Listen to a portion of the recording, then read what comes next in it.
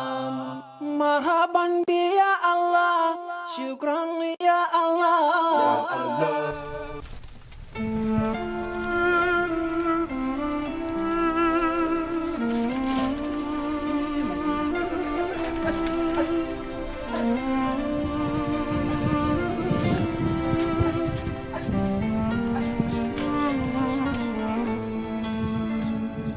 You lift me up high.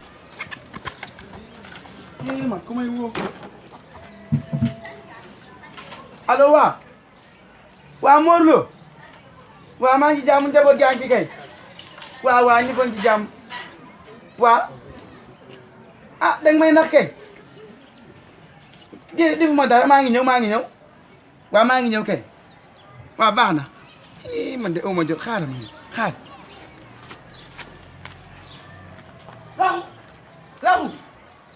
Raxu na papa ne laa lay wóoree nga ne ci biir bañ ma wuyu papa yow la xewati maa ngi war a génn nga may woo loo may doyee. waa kaay ñi laa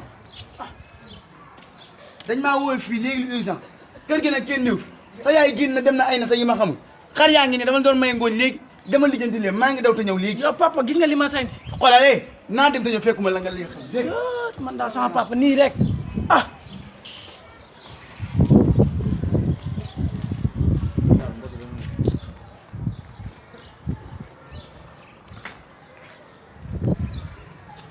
papa xaram yu bëri yi mu ne man maa leen may ngooñ maa ngi nii mar bay bëgg a dee war a génn dem seeti ma koddu mbuub mu may wax ay waxi xar waaye xar mi du ma ko laal damay dem sama yoon.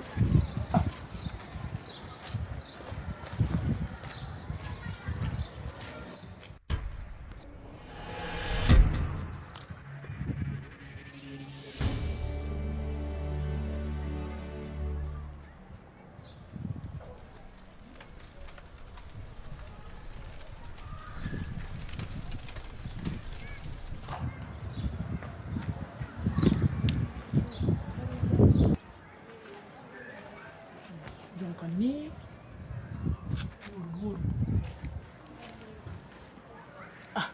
tey moom ndox mu sedd mi faak ma naan ko parce que damaa mar lool. man daal sama kër gi daal nii rek Raxu ma naa jël kura man de Raxu doone man ba ma demee si gétt ga ba tey xaaral ma xool xaar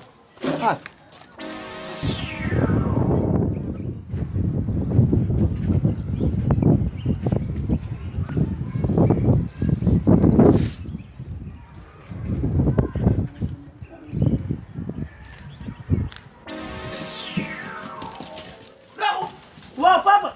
la ilaha illallah Raxu ne def sama xarit ci gétt gi ak weer koor gi papa xarit laa may confirmer ñu naan. confirmé sama xarit man maa la ko jox papa man sama xarit bi moo Abdallah. waaw papa vétérinaire gu mag la. moo ma jox ci confirmer yi ne naa ci xontu xar mi baax na ci moom. la ilaha illallah léegi Raxu yow da ngay sama xarit man dama xaaral ma papa bul dem. man daal sama papa nii rek su ma demee ba nar a def dara moom ma koy yàqal waaye xar yi man maa xontu dara laa xontu.